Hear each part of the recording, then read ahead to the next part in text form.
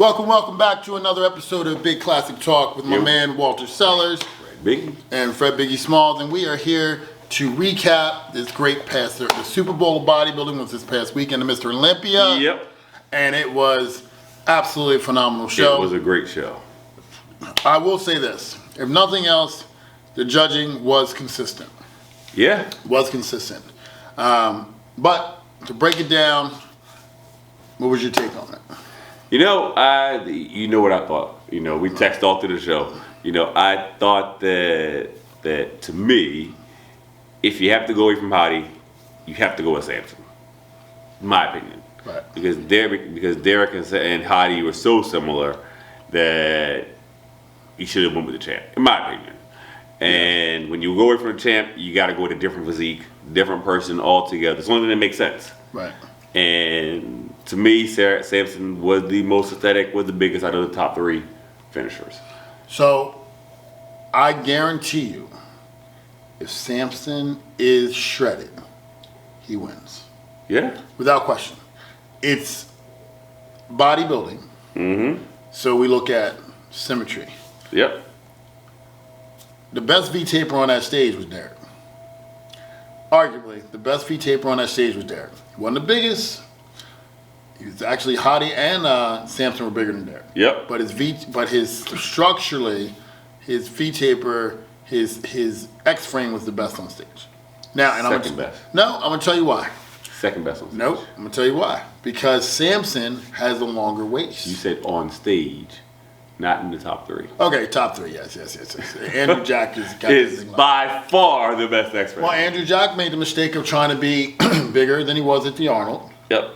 So he left the door open because he wasn't crisp. Yep. Which allowed Brandon Curry to come in there and beat him. Yep. Right. So, and Brandon was probably only 85% of what he could have been based on being in the hospital for 30 hours and not eating all that food. Mm-hmm. And there's reports out there that he, they were doing IVs along with food, along with, trying to get his weight back up. Mm-hmm. But you could see the second night he was better than he was the first night. Yep. And Andrew Jack, in my opinion, actually got worse the second night. He was fuller, but he lacked even more detail. Like his detail just wasn't there. Yeah. And that's the same thing with Samson. I think Samson on Friday night had moments like his side tricep shot. I gave both side shots. Side shots was tough because Derek's side shot and Hottie's side shots crazy glute because their leg separation. Glutes, Right. But when it comes to the actual chest, Samson had them both beat. When it comes to side tricep, I thought Samson handily beat them in that shot. Ab and thigh, I think Hottie crushes all over him. Hottie from the front is hard to beat because he's so damn hard from the front. But front double bicep, that's Derek. And front lat spread, that's a toss-up between Hottie and Samson. But if Samson's hard, aesthetically, he walks out there, you're like, you can't stop looking at him. Right. Because he structurally is just so big. Exactly. However, it's still a bodybuilding show to me. And for a guy that's that big, even at 95% of his possible leanness. I mean, what was he, 300 pounds on the dot and 4%? Yeah, but he needed to be 291, bro, because like when you saw him on Saturday night, he's sweating his ass off. Right. Once you start sweating, it's a wrap. Yeah. That fluid is no longer in the cell. It is coming out. He's watery. He's not as full as he could be, and he's not hard. Like that's just a bad position to be in for an athlete at that level. I mean, it happened to Hunter. Yeah, that's why he lost Andrew Jack in Texas. Right. Yeah. And then Hunter, even at this show, was watery. Didn't quite get it right. The one night he's a little fuller, but he's not quite as sharp. Like he didn't get it right, And I honestly thought like Antonio Burton or Crizzo could have been ahead of him. Yeah. So, I mean, he definitely came out with momentum because of what he showed earlier in the year. Right. But when it came shot for shot, I think if Crizzo wasn't so long, his torso wasn't so long, but I definitely think Antonio Burton could have been an argument to be up there. You know what I'm talking about there? Yeah. I definitely think he could have been a little higher. I think that what it did show us, though, is that we don't need the 212 anymore. See, I disagree, and the reason why is this. Shalon Caridia would definitely have been top 10, right? And so would have Keon Pearson. And Angel Calderon would have been top I don't know. See, like, the reason why Sean is so dominating because he's so dense. Right. But how many 212 guys can be that dense? Like Oscar Ganani, who took 5th, I believe, or 4th. He's that dense, but his structure's not Kamala pretty. Gardner. He came in second in the pro show and open. He did, but you're talking about Mr. Olympias. You're talking about Mr. Olympias. You're not talking about like a guy who was 10th in that lineup at the Olympia, who won a show this year in the 212. He can go to a sponsor. He can go to his audience with credibility because he won a pro show. Right. You take that opportunity away from him once you get rid of the 212. And now you go back into a situation where my good friend Jose Raymond, he would have never had a career if they didn't craft 212 because he's not aesthetically gifted like that. But you take a guy who's not aesthetically gifted, put him in a lineup where he can outmass guys his own size, and beat him with crazy conditioning. Now he has a shot. But crazy conditioning at 202 does not matter when you're going up against a guy at 240. Well, again, I don't know because Sean Cleaver won with a 184-pound frame against Sergio Oliva Jr. But he's aesthetic. And Regan Grimes. Well, Sergio Oliva is not really that aesthetically pleasing. Okay, and Regan Grimes. He beat Regan Grimes. Regan Grimes is tall and doesn't carry the same amount of density. But again, Sean's an Olympia champion. Yeah. We're not talking about him. We're talking about the guys that are like in that 6th to 10th place spot at the Olympia are guys that are really good 212 pros. Okay. They would not have a spot in the open. And which means you take a guy who has a career because he won a pro show, so he won a few $1,000s. He's got credibility through that. He's probably got some sponsorship through that. He's creating a fan base for himself through that. And you completely wipe that out because he's going to be relegated to 8th to 10th spot at all the other open pro shows. Maybe even it can garner a 5th every once in a while. But he ain't winning no pro shows. Right. And it's not anything he can do about it because you know as well as I do, Sean's stomach was more bloated this year because he had put so much more size on. Right. Right? It's unavoidable to continue to put muscle on and you not to get a thicker torso. Right. Right? So, as right now, I mean, shot for shot, it was close between Keon and Sean. But to go back to the same consistency they did with Derek, his shape is better. Structurally, Keon's shape is ridiculous. Nuts, bananas, right? Like, I'm looking at him going, wow. Like, it's, like, I like it even better than, like, I'm not saying he's a better bodybuilder, but I like it better than even when Flex Wheeler was in 93. And that's saying something because Flex Wheeler was what? 190 something pounds? Yeah, 197, 198. When he went against Dorian Yates that year and actually took second, beating all the other pros. So I hear what you're saying, but you have to be structurally perfect for that to work against the guys that are almost so much bigger. Yeah. I mean, I don't know. I just think that they do it in Classic. Why can't they do it in Open? They don't do it in Classic. Classic has a height and weight cap. Sure. Right, weight cap. And to my point, if you have a guy like Rough Diesel, who aesthetically is, you don't get no better, who's put together, his tie-ins are perfect, he still looked like a baby next to Ramon and Bumstead. He was beating Ramon until last Ramon year filled that frame out. No, until last year when he didn't make weight and he had to suffer on the running the stairs to make weight for 2 hours, and that dropped him down a place. I hear you, but when Ramon came into his own, he was beating Urge too.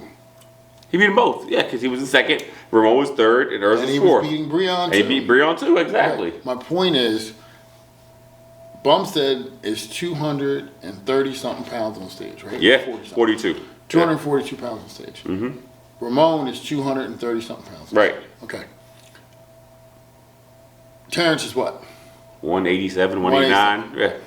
Terrence is every bit as conditioned as those guys. Yep. Every bit as symmetrical as those guys. Yep. but he looks like a baby.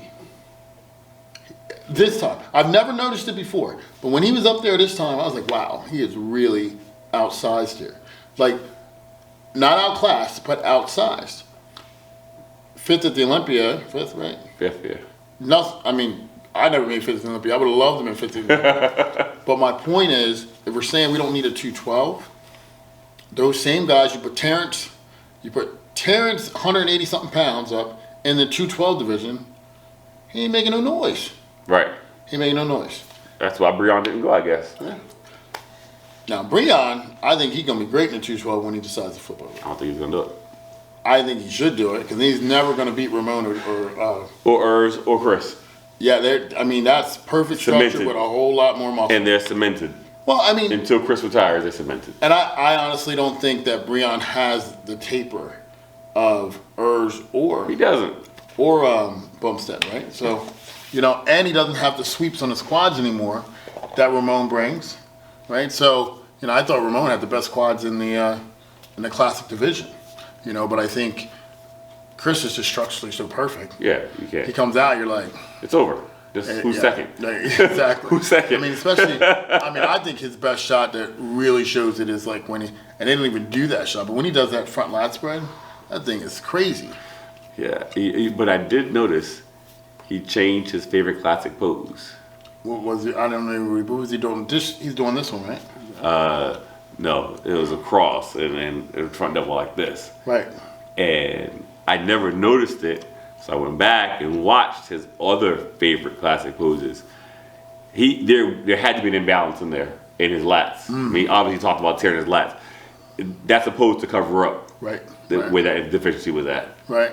Yeah, I mean, Because it was totally different than any other of his previous classic poses. well, what I found interesting about that is I don't think I've had very few preps where I haven't sustained some injury, some type of injury. Like even getting ready for the Masters Olympia, I couldn't really hit chest or delts hard for 10 weeks of it because I sprained my AC joint in my shoulder doing heavy incline press, right?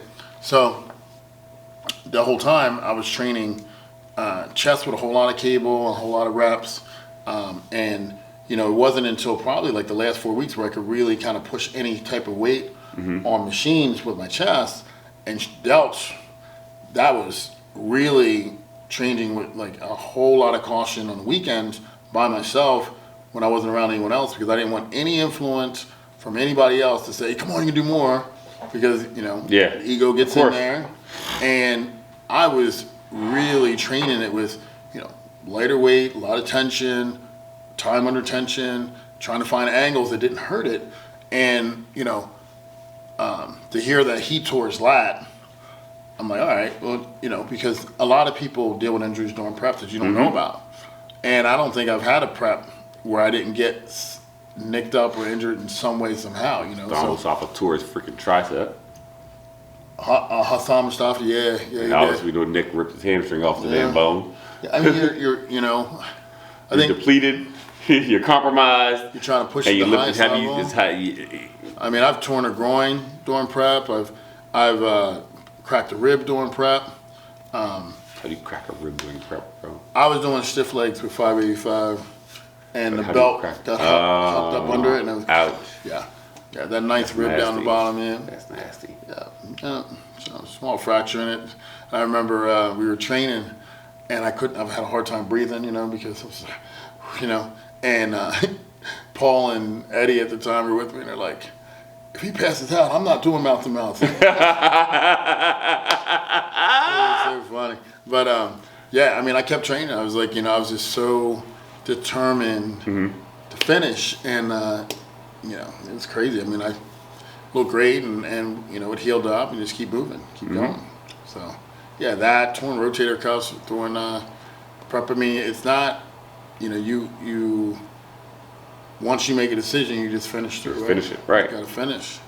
Yeah, so it's one of those things that to hear him say that was pretty cool. Yeah. Pretty cool. I don't know. The classic was no surprise. My girl won again, 4 in a row. Amazing. Andrea Shaw. You know what? Here's the thing I noticed about her, right? When she gave her speech, I was like, man, that is the class of our sport. Isn't she though? I mean, she is a classy woman, Yep. articulates her points. There was no stutter, and there was no indecisiveness. She's a woman of her word too, bro. It was. You felt like you drawn to her when she spoke, you know. And though she's super confident, you never felt like she was boasting. You know, it was. I mean, this woman just won her 4th Miss Olympia, and just By a mile. By a mile. Do you really believe that? Yeah, bro. Do you really? The girl came in second, wasn't nowhere near, bro. Even if Verizon Phoenix, she was nowhere near, bro. Yeah. It See, just, here's my take. Andrew is, in my opinion, if there was ever a perfect bodybuilder, woman bodybuilder, She ain't fucking with. She ain't better than Linda Murray, bro. Linda Murray was the shit. again, my opinion.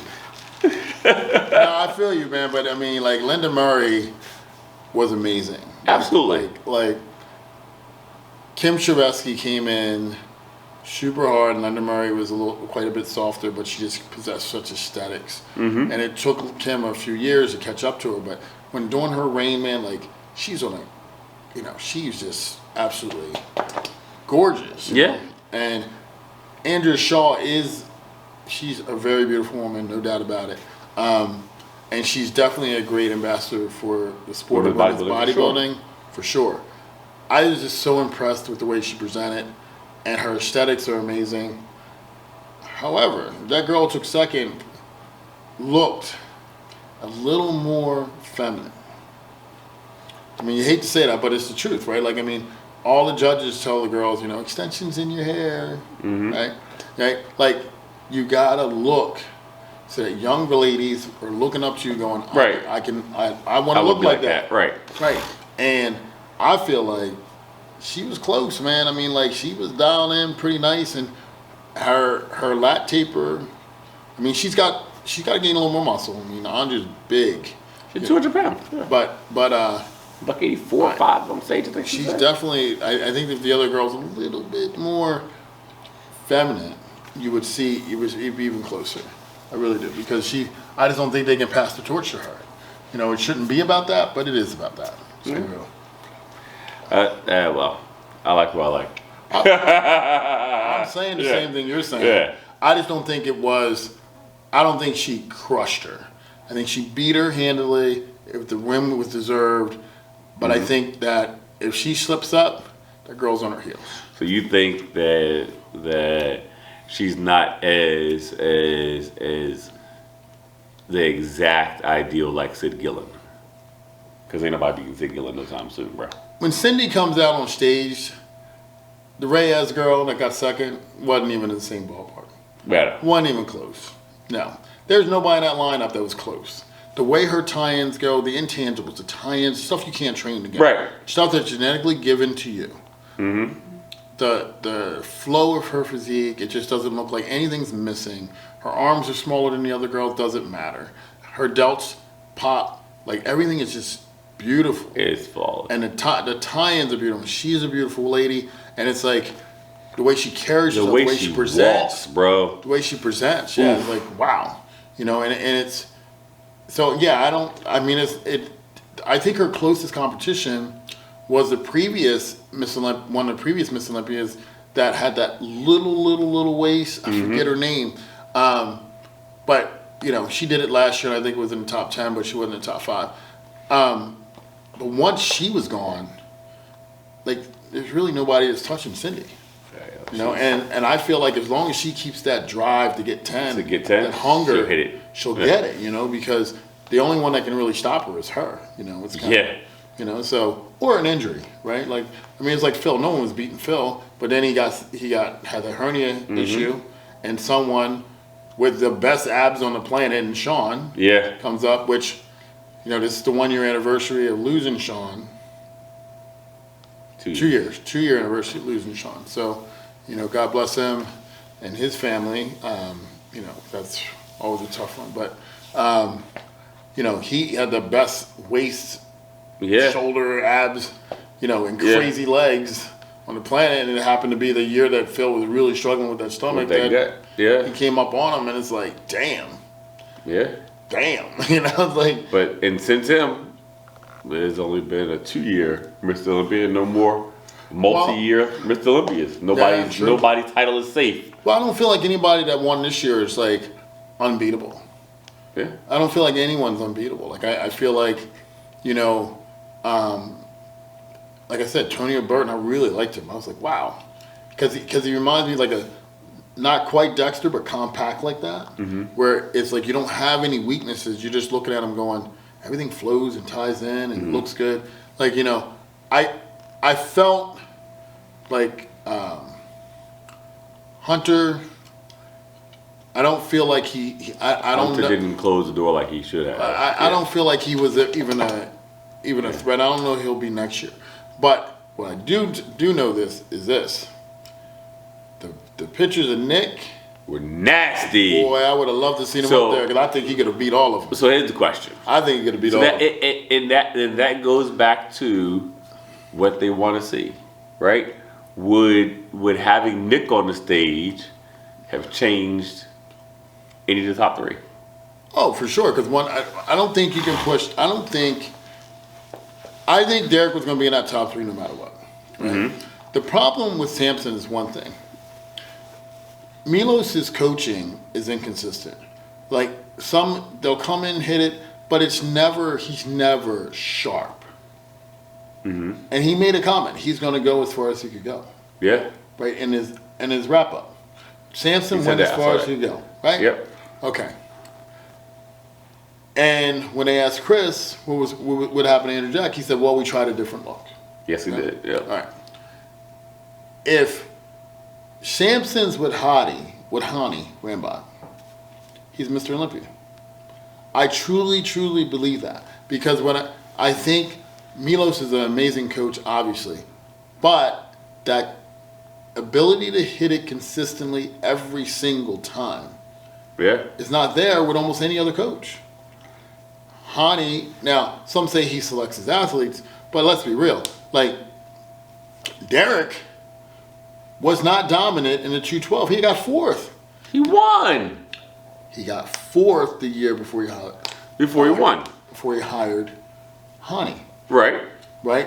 So my point is, he was never that, and he had been getting 2nd was his highest placing. Then Sean came in and beat him, and then that year Kamal beat him, right? And then he gets with Hani and he wins. Hani's a different level. So what I'm saying is, I think Sampson can be Mr. Olympia. He might get with Milos anyway. But I think him not being razor sharp, he wasn't able. I feel you. I mean, I get it. You know, I think there are something to be said about not having that grainy conditioning like Charles or like any other guy's got. You know, but Charles Griffin? yeah. Ooh, boy, that boy is nasty. Bruh. His structure is not pleasing. He just- He's like, he- nasty, rugged looking. But Rugged. we won't be put no damn corner. I can tell you that. He'd smack you with a brick. He looks He looks lights out, conditioned, Bruh, it was- hard, just like, I'm looking at him and I'm going, and he got a little torn pec. And he got to him. That's what I was saying. That's what I was looking at. I was like, So, you know, hey, I'm like, all right, maybe, you know, it gave me more incentive, you know. Yeah. And I felt, I really felt like when I saw him in that lineup, he looked good. he looked really good. He looked really good. Made top 10. That's amazing. That's amazing. You Yeah. know, who, and To me, my big Regan. letdown was Regan. I thought Regan still wasn't there, bro. but even after, again, why he looked a Still little wasn't watery? there. It just, He looked a little thin. yeah, Yeah. like a little narrow. Got a lot of frame to fill out, man. He's got so much frame to fill out. He's a big dude. I think tall, this year- stature's huge. But he looked the best he's ever looked. And Yeah. he was in that top 10 finally. But it's also, I mean, who was I listening to? Maybe Tom Later. I can't remember which one it was. He said, everyone moved up the exact number of places of people who weren't in the show. Right. Like Raphael Brandel was missing. Uh-huh. William Bonac was missing. Uh-huh. You're listening to Seth Roshi Yeah. or Nick Strength and Power. No, it was on Tom Later. He was to go through the whole top 10. Who's Tom? It, some guy who goes through and he cuts out all the pictures of all the people and says, you put this guy next to this guy. What about this? He compares them all like that. It's kind of cool. He's a very bland, dry voice, but Can't be worse than Fozzy Fitness. I like Fozzy. I like Fozzy That Fitness. voice is terrible. Welcome to Fozzy Fitness. Yeah, I'm like, I like his content. I've been He has trying to great like- content, right? You just like his voice, bro. That voice is Your favorite Nick Strength and Power, bro. You know you like Nick. Nick is your favorite. I like bro. Nick Strength and Power. Yes, absolutely. I'm just glad damn Nick Trigilli's not on there anymore. Why you like Nick Trigilli, bro? Because he's so damn negative, bro. Like, I mean, this guy is the most confident, non-achieving somebody I've ever met in my life. This man has never, ever placed as a pro. Yeah, he got so much shit to talk on every pro. And for that, I give him all the credit in the world because I'm like, He won the Nationals. He won the he won the NPC Nationals. USA, Uh-huh. he won the Nationals, he won the USA, which is the second hardest competition to turn pro at. Right. He won the overall. And I give anybody credit for turning pro, but there's a whole lot of steps after turning pro. And Sure. for these guys to make it to the Olympia and for you to stand on your little pedestal and say, I'm a USA champion, so that gives me credibility. Kudos for you thinking that.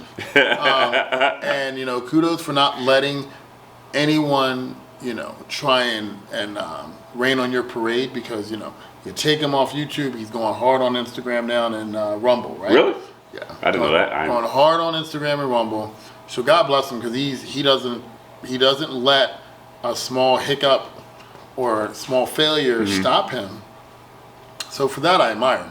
And I admire the fact that he can take what little he's achieved and be able to feel like that's enough for him to talk shit on pros that are doing really well. Yeah. So, because I don't even feel comfortable talking shit on pros that do really well right now. And I've been at the Olympia. So, Right. which it's probably more a detriment to me than it is, than a mark against him. So, so I can appreciate what he's doing, but it bags me up because he'll be sitting here saying, if you do this, I was 300 pounds and I was this and that. And I'm like, bro, it's never translated to winning at the pro level. Right. Like, a lot of people turn pro, especially nowadays. A lot of people turn pro, but nothing ever happens with it. Nothing, right? So, I don't know. I give him credit though, because he doesn't let any of that deter him. He goes full force into, this is the way to do it because I'm Mr. USA and this is what I'm telling you. I'll be the last one to do it this way, blah, blah, blah. Yeah, God bless him on that end, right? But yeah, so but the Olympia overall, man, It was a really good show. stoked. The video quality was decent for the stream. Yeah. Wasn't horrible. Although on your stream, did it not look like he got enamored with Bob Ciccarello and forgot to look at the athletes sometimes? Yeah. Like, who are you looking at? Like, Yeah. Can we see the People's Champ come out? Can we see the next guy come out? Like, we keep looking at Bob Ciccarello the whole time, sitting there going, And the change the ugly camera ass angle. shoes. Wide, ugly shoes. Bob, don't wear those shoes ever again, bro. I mean, Shaq complimented them shoes. He might not have took them shoes off. Shaq was like, Shaq was joking him, bro. yeah, he totally was joking, but Bob probably like, oh, he's the voice of bodybuilding, so he's like, yeah, I got my shoes. Ugly ass shoes, yo. What the hell is he thinking? Cowboy boots with a man. silver tip. That shit was crazy looking, but it was definitely cool that was where it was in Florida. They're going back to Vegas next year. We'll be there. Yeah, we definitely got to be there. Definitely got to be there. Although I didn't care, but because if the tickets were sold out so early. Yeah. Minus the excitement of being in front of everybody and being in the crowd and being. But they were sold out like 2 months after, the month after they went on sale, It's crazy. and they weren't cheap. Dan Solomon, since he's taken it over from Robin Chang, has done an amazing job with that, with the Olympia. Or no, since Jake Wood bought out Right. the Olympia and put Dan Solomon in front of it to run it. Like, it's been an amazing what they've done with the event. It's I'm getting looking forward bigger to and it next bigger, year. and the prizes are getting bigger and bigger. Like, I forget, they bought out one division and they said the prize money. I was like, oh shit, that went up. So, even like the prize money for the men's open, 10th place got 35,000. When I was doing it, 10th place got 14 or 10,000, and 9th place got 14. You didn't get the 30s until you got to 6th place. Wow. So yeah, they really. Well, so, I gone mean, up a lot. the tickets are $1,000 a spin. So, I mean, what do you expect? I mean, they were $750 before. It's not that big of a difference, you know. Like, Yeah. But I think the sponsorships, like they're getting sponsorships from like a lot of different Larger industries. places, yeah. Yeah, so I think that plays a big part. And in a venue like this next venue is supposed to be crazy. I'm excited. Like the resort. We're gonna be there. Hopefully, at a better stage. Hopefully by then we get this podcast to be a point where we can film it there. That would be dope. That would be dope. Film backstage prep. Yeah, like that. I want to be in front of the pool party at Dre's. at the Wynn. At the Wynn. Oh yeah, the pool party at the Wynn in one of the cabanas where you see. Yeah. Yeah, boy. Yeah, with my big gold Mr. Olympia medal. That'd be the shit. Your amateur Olympia win. I'll do it. I'll do it. Hey, Unless man. I get a pro card to Arnold. Just believe it. Unless I get a pro card to Arnold. Well, then Then it's another story. No, not if. If When we pro get card, our pro card at the Arnold. Arnold. then get the Olympia stage. Yes. And then by that time, we'll have to do the. We'll have to end up We doing can both do masters. the podcast on Sunday because I'll be competing on Friday and Yeah. Saturday in the Olympia. So. See, we got to go to the Masters Olympia together. They're not having the Masters next year. Are you serious? They're going to do it Biannually. Yeah, biannually. Number one bullshit. So, I don't understand that at all. Like, I don't understand what they're thinking in that game plan. Like, someone new is turning 40 every year, so it can't be about the same people. I thought it was weird that Caminaro didn't finish as strong as he did last time. What did he get? I don't think he made top 10. Really? I like my boy Wesley. You said you don't like his shape. I like Wesley, man. I don't know. I think I like What him he got? because Eighth, right? seventh. Seventh. Yeah. I mean, look. I like obviously- him because I like his honestly I like his content on YouTube, bro. I've never watched him. I'm gonna watch It's good. And if you close your eyes, listen, you think he's black. Really? Yeah. I've never heard him. I Yeah. gotta start listening to him. The reason why I fell or became enamored with Derek is because him and Hunter Labrada's content would come up first on my YouTube when I was doing cardio every morning. Fuad's mom. There's always come on mom first, bro. Yeah, see, I like Fuad, but here's what I don't like about Fuad. Fuad, I find they're super popular, but I find like the personalities he has on there sometimes are really dry, and like Yeah. Ian's so negative, right? So Yeah. like really negative, and but I mean, obviously it's working because it's a very successful podcast. But Yeah. for me, They kept me through the pandemic. They did the most content during the pandemic. they did do a lot of content during the pandemic. I mean, I started listening to them and Seth Feroci. Yeah. Like Seth Feroci, I like him, but I got to take him in It's small different. doses Yeah, because 'cause he's so raunchy. It's kind of like Yeah. Too much. too much at times. Yeah, and then motherfuck this, motherfuck that. Like Yeah. I like it, and I get it. That's him. He's edgy, but for me, Yeah. and for Wad, sometimes they say some takes that I'm just not down with. Like I just don't agree with some of the takes they say sometimes. So I'm just like listening to him going, oh, can't wait for our podcast to get to that level. Right? Yeah, but I there was a point I was going to make. What was I going to tell you?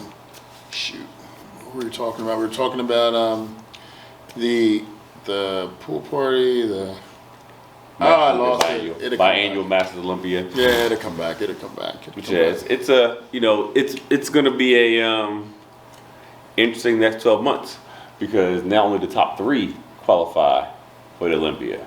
Yeah, so what's that? Levi, Andrew Jack, Brandon's Automatically qualified, qualified. yeah, 'cause he missed Andrew, Nick Walker, yeah, and everybody else behind got to compete.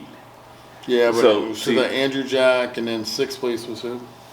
Hunter. Hunter, yeah, so he's gonna have to compete again. That's a long year for these guys, man. Like you could really see it in Hunter's body, like doing You can see 3 Andrew shows. Jack's body, bro. He's been in prep since Yeah, he won the Arnold. yeah, 3 shows there too. Yeah. I mean, it's really hard to peak that many times. And he's had no rest. It's for 2 years in a row now he's done that. Yeah, because he came right off the Olympia. You take like 2 weeks break, and then you're right into prep again. Yep. So For sure. he did the Arnold amateur, Yeah, and then the Texas show, yeah, and then the Olympia. And Olympia was earlier in the year, yeah. and then the Arnold again. Later in the year. No, It was later last year. no, the year before that though, when he won the Arnold, he won the Arnold amateur in 2022. 2. Okay. And then he won the Texas show in 2022, Yeah. and did the Olympia in 2022. Olympia was late in 2022. Right, but it was after the Texas show. It was after the Texas show, so he stayed in prep. He never got prep, and then the big Arnold in March of 2023, and then another show in 2023, And then this show. and 2 shows in 2023, didn't he? 2 other outside the Olympia. Yeah, that's what I'm saying. So he been in prep for 2 solid years with no break. I think the hardest part with that is because I did it. I did 9 shows in 2016. That's a lot. And yeah, well, like we went to the Arnold South Africa, and I'm like, oh man, we're gonna kill it. I mean, I didn't know how to respond. I didn't know how I was gonna do, but we got top 5. So I was like, oh man, I'm gonna kill the Toronto Pro, get my qualification. We go to Toronto Pro. I I take too much diuretic, and I end up flat as fuck on stage. And then we leave there. I'm like, okay, so I tried a different approach. I come in peeled out of my mind, coming to Chicago Pro. And then they said they want me bigger, so I end up in like 7th. And then the following week, I go to Vancouver, and we take 3rd. And then I'm like, so I'm accumulating back then, and you're accumulating points, right? So now we leave there, and I'm like, oh man, I know I'm gonna win the Baltimore show. I know I'm gonna win the Baltimore show. Go to the Baltimore show. I think we have that anymore now. They don't. They only ran it 1 year. It's like Sean Ray was the head of it, and it wasn't successful. But the Baltimore show was a ton of athletes, and I just looked tiny. Like if you saw me in the beginning of the summer at in May at the Arnold South Africa, and then saw me again in the end of July at the Baltimore show, you would have been like, 2 different people. that's the same guy. That guy looks like he stopped training 2 years ago, right? Like it looked that much different because I was so obsessed with becoming impaled that I just kept running myself to death on cardio. Right. So then, and then we went to Arnold Asia and took 2nd. So when you take that account, the reason I say that is because each one of those shows and battles, like if you're Andrew Jack, take 3rd at the Arnold, you're super motivated, but you're like, okay, I got to take a break, let my body break and all that kind of stuff. And then you come back, you're like, you win the Texas, super motivated, but you still have to recover. Right. And the thing is, like, it's not even just a diet. Like, people underestimate how hard you're training. Mm-hmm. Like, no food, no energy. And posing for an hour and a half every day in dry heat. Posing is brutal, man. Like, that is brutal. Like, for me, the way, for me, I love music, so I get through it with music, and I'm running my, this year I got up to like 5 rounds, and thank God, because they worked the shit out of us at the Masters Olympia at night. But, it got to a point where, you're posing for 20, 30, sometimes 40 minutes at a time. They say they're posing for an hour and a half. They're not posing for a straight hour and a half. They'd be all time there, right? Yeah, but like, 20, 30 minutes of hard posing, you'll usually have you prepared. Like, you sweating. It will have you prepared. Yeah. Because at this Arnold here, at this Olympia, that's one of the things they did. We're going to pose you, and see who breaks down Nutrition. first. That's what Steve said. Yeah. Who breaks down first. Because when everybody's that good, how do you choose, right? Like, if any one of the 3 had won, there's a reason. Samson won. He's way bigger, carries more mass, and he's just like a beautiful physique to look at. His presence is like He had the best routine, in my opinion.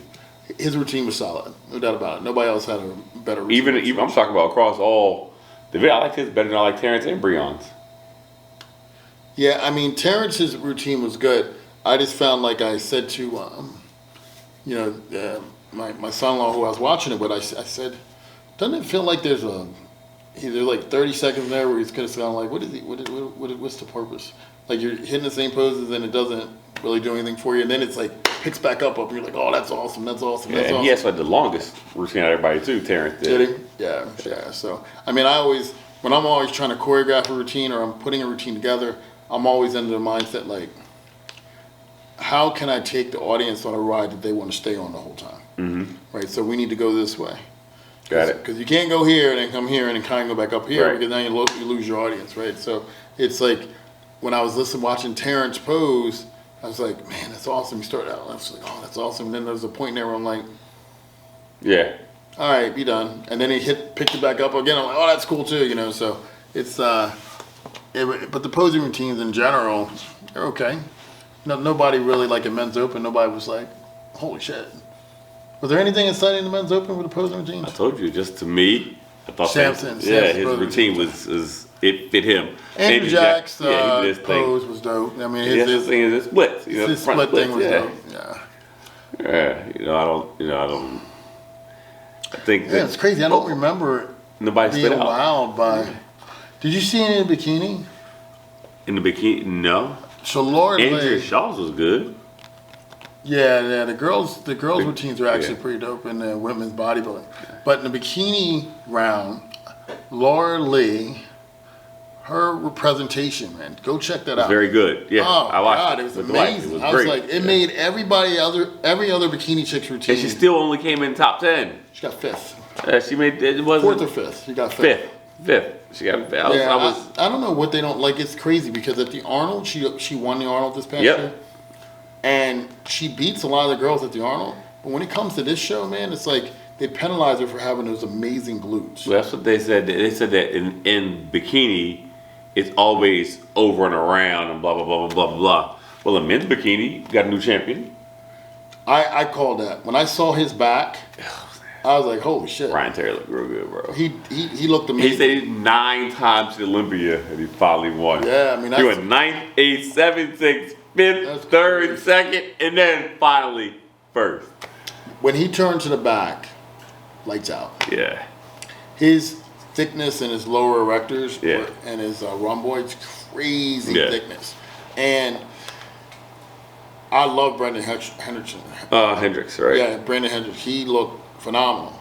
But his back was slight compared to Ryan Terry's. And then from the front, it wasn't a win. Like, he might have been a little better, but it wasn't a win. Right. You know, like, when you turned it back, it was like... But he still got that Christmas tree out this world. Hendrickson, bro. Tight. His Christmas tree is out this Hendrickson, world. again, if he had a won, nobody could argue it because it was just a matter. But Ryan Terry was the only one that had the dominating knockout punch shot. Yeah. When he was when you saw his back, and you're just like, he spread it, and he's like, you're looking at it, you're like, damn, That's that what- is 3D all the way. Well, they changed the criteria a little bit in men's physique, and What is the new criteria? so they got rid of people coming in and not training their legs. So you got to have balanced physique, top to bottom. How did they judge that with the shorts on? I don't have an answer for you. I can just tell you what it says in the rules. I looked just to be sure. So that's, in my opinion, one of the reasons that Banks lost. I was going to say, yeah, because Aaron Banks ain't balanced. Has no legs, but the biggest thing that I think Aaron Banks did wrong that cost him, he competed 2 weeks for the show. Maybe. That cost him. That made you vulnerable. Losing definitely doesn't put you on that pedestal. And I get it. The prize money was the biggest it was ever for men's physique, That but what it was? 35 grand. That's the biggest men's physique purse outside of the Olympia. Olympia's 50,000, right? All Olympia winners get 50 grand except for wheelchair. They get 10. They get 10. Everything changed hands this year except for men's classic. All men's divisions changed hands except for classic. Wheelchair, men's physique, bodybuilding, 212, everything except for classic. Yeah, Changed and women hands. all stayed the same except for women's physique, Except for women's physique, right. which I didn't understand that call at I all. don't understand how. I don't know enough about women's physique to know how they judge. I mean, bodybuilding's easy, but you know the rest Women's of the physique is pretty much the same thing. If they don't want them quite as dense as the bodybuilders. Mm-hmm. When you come up there looking too bulky and big, they're going to mark you down. Okay. But they got to be just as hard. Okay. You know, I would say there's more emphasis put on aesthetics, but it's not. I mean, aesthetics are important in everything. It's just that when in bodybuilding, when you have that thing of if I have more muscle, it's better. Mm-hmm. In physique, just like classic, more muscle is not better Necessarily better. unless Right. the shape is going to match it. Right. Right. And then, you know, I think because the first year I trained my pro physique competitor, Ann Gruber. Mm-hmm. First time I trained her, I was under the impression they don't want you quite as hard. And they say that in the rules. We don't want you quite as hard. But damn it, the girl that's It's gotta winning be hard, right? is shredded glutes. So this year, we said we're gonna come as hard as possible, but still make sure you're full. We're gonna come as hard as possible. That's gonna be the primary. And she was first called out in all shows. So Apparently that meant something. it's everything. I mean, because at the end of the day, if you don't have that beautiful little waist, you are going to get penalized if you're not shredded, because the flow of your physique is not going to be the same. Right. So, but overall, man, great Olympia. I think so. It was cool being able to text with you throughout the Yeah. show. Look forward to like we're at the Arnold, we weren't sitting next to each other, but it was kind of cool that we were able to talk. Had the whole conversation. Yeah. So we definitely got to make sure we make it to the Arnold again this year. Yeah. I won't be As texting with you. coach. Yeah. And winner. I mean, the show be over by the time the men's open, so we can guess still be you're sitting right, there, right? yeah. So, but I don't know, man. If I win, we ain't gonna be at the men's show, bro. We're gonna be out. We gonna be out. I win the show. We're gonna be out. So, all right. Well, that's another episode for us. Yep. Stay tuned and join in weekly so we can talk about this guy and how he's doing in his prep. And please like, subscribe, and comment below what you want to hear, so that we can make sure we address those questions on the next episode. So, to all you guys, have a great week. Peace. Thank you. Peace.